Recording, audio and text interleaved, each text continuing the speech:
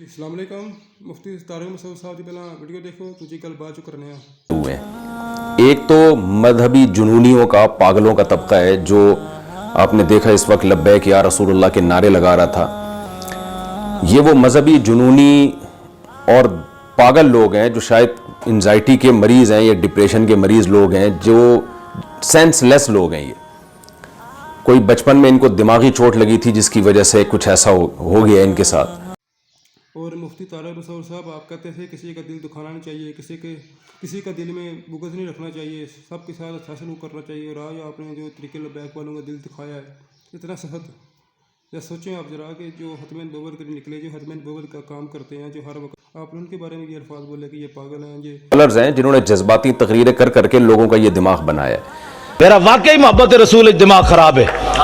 اور بابا جی خادم صاحب رضوی صاحب فرمایا کرتے تھے، ہاں میرا واقعی عشق رسول میں دماغ خراب ہے، اللہ کرے ہم سب کا عشق رسول میں دماغ خراب ہو جائے، ہم یہی چاہتے ہیں، اور ہمارا جینا مرنا حضور صلی اللہ علیہ وسلم کے لیے ہے، باقی کوئی نہ ہم کسی کی رضا کے لڑتے ہیں۔ ہم جب بھی باہر نکلے ہیں روڈوں پہ تو طریقے لبیک والے جب بھی نکلتے ہیں حضور صلی اللہ علیہ وسلم کے ذریعے کے نکلتے ہیں، اپنے مفاد کے لیے کدھر نہیں نکلے جب۔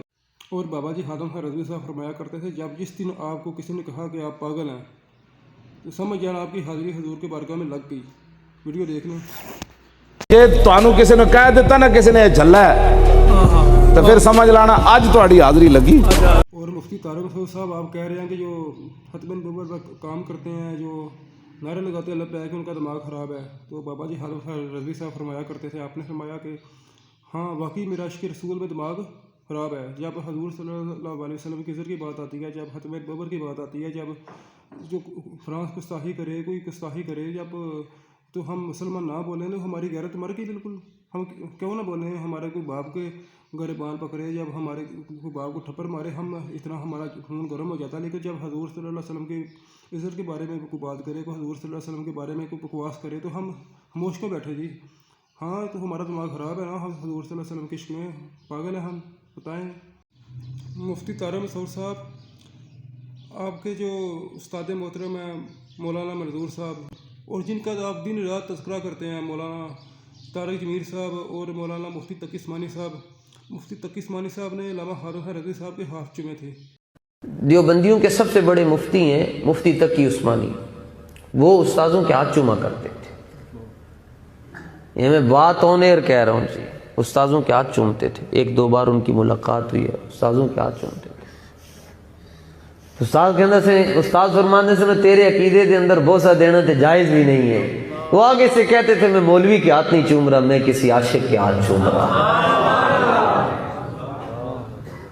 اور مولانا طارق میر صاحب علامہ خادم صاحب رضوی صاحب کی قبر پر بھی گئے، اور جب علامہ خادم صاحب رضوی صاحب اس دنیا سے پردہ کر گئے تو مولانا طارق میر صاحب نے علامہ خادم صاحب رضوی صاحب کے لیے کل خوانی بھی کی اور قرآن مجید کی تلاوت بھی کرائی۔